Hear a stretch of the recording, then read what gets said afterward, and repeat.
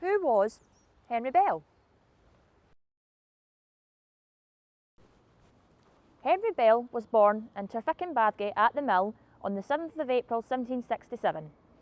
He was the son of Patrick Bell and Margaret Easton, well-known millwrights, builders and engineers.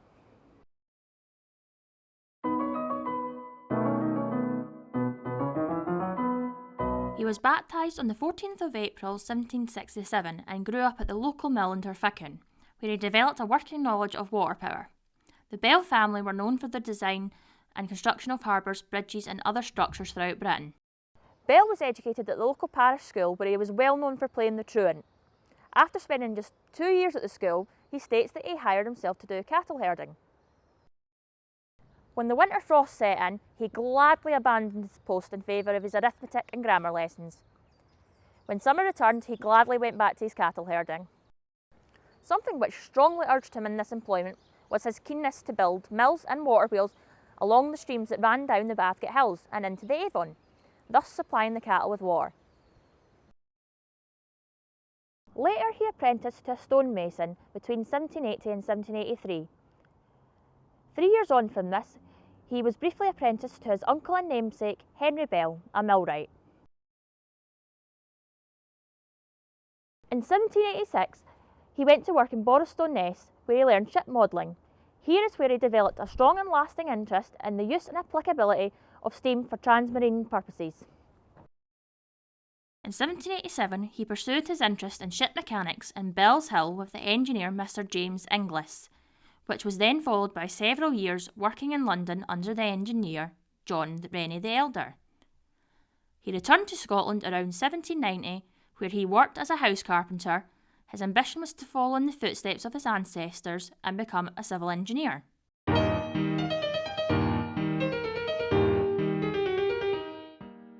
On the 23rd of March 1794, Bell married Margaret Young. They had no children and Margaret would go on to outlive Henry. Bell was fascinated by the concept of powering sea vessels using steam. Being a man of modesty, he stated in his biography, "I was not a self-taught engineer, as some of my friends have supposed, and stated on what grounds I know not." Furthermore, he said, "In all the above occupations I made it my study to turn them to some practical use, of which numerous public works in Glasgow bear witness."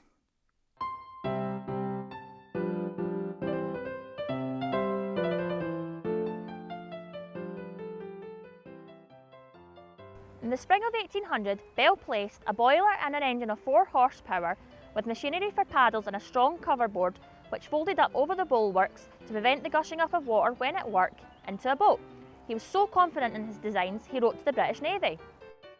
In 1800, I applied to Lord Melville on the purpose to show his lordship and the other members of the Admiralty the practicability and great utility of applying steam to the propelling of vessels against wind and tides, and every obstruction on rivers and seas where there was a depth of water. Disappointed by the reaction his application received, Bell made the same attempt in 1803, much to the same result. However, he had the support of Lord Horatio Nelson, who on the occasion, addressing their lordships, said, "My lords, if you do not adopt Mr. Bell's scheme, other nations will, and in the end vex every vein of this empire. It will succeed," he added, "and you should encourage Mr. Bell." After accepting that he did not have his country's support, he looked further afield.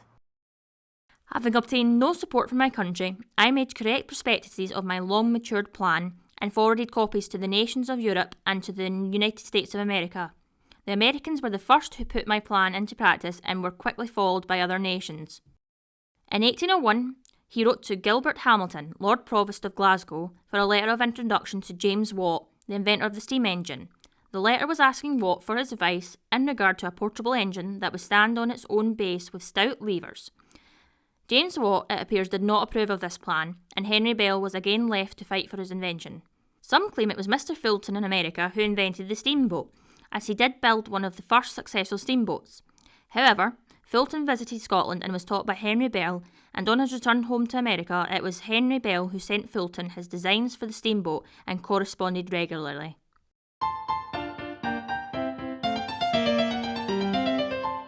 In 1808, Bell moved to the modern town of Helensburgh, where his wife undertook the superintendence of the public baths and at the same time kept the principal inn.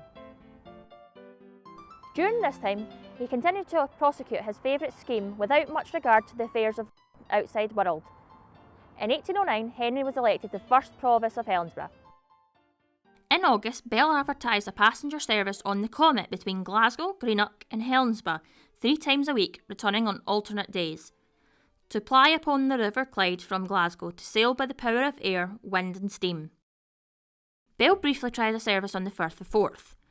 Then he had the Comet lengthened and re-engined and, from September 1819, ran a service to Oban and Fort William via the Crinan Canal, a trip which took 4 days, but on the 13th of December 1820 the Comet was shipwrecked in the strong currents at Craiganish Point, near Oban. Bell built another vessel, Comet II, but on the 21st of October 1825 she collided with the steamer Ayr off Kemppock Point, Gourock. Comet II sank very quickly, killing 62 of the 80 passengers on board. After the loss of his second ship, Bell abandoned his work on steam navigation.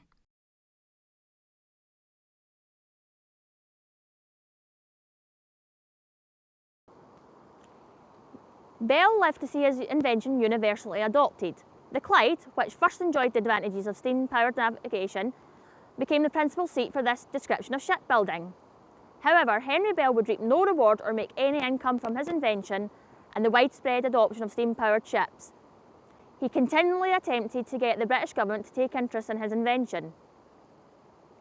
I intend to show, should the government or the nation award me a small sum per annum, the rise and general progress of the steam system in Great Britain and America, as I get every year a statement of the number, tonnage and horsepower of every steam vessel in both countries as per register. Also the amount of the original cost of working those vessels, the great advantage to the coasting villages, towns and islands which they visit. To prove the advantages, I shall give a statement of those villages, towns and districts as to rental prior to the introduction of my steamboats, contrasted with their present rental, so that the public may see at one glance how rapid has been the rise of property during the last 12 years, which appears to be from 15 to 50% in many cases. Here Bell is offering to provide a historical account of the various improvements that he brought into practice. A little more fuel to my steam and from my country, and you and all the world will get it back again, I hope with 50% additional.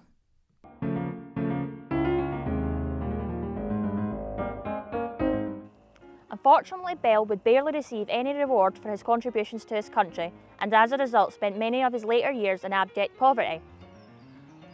The inventor of the steamboat and the father of steam navigation would die practically penniless. Touched by his condition, Dr. Cleland and a number of other benevolent individuals commenced a subscription on his behalf by which a considerable sum of money was raised. The trustees on the River Clyde granted him an annuity of £100, which was continued to his widow. Subsequently, Henry Bell died on the 14th of November 1830 at the age of 62.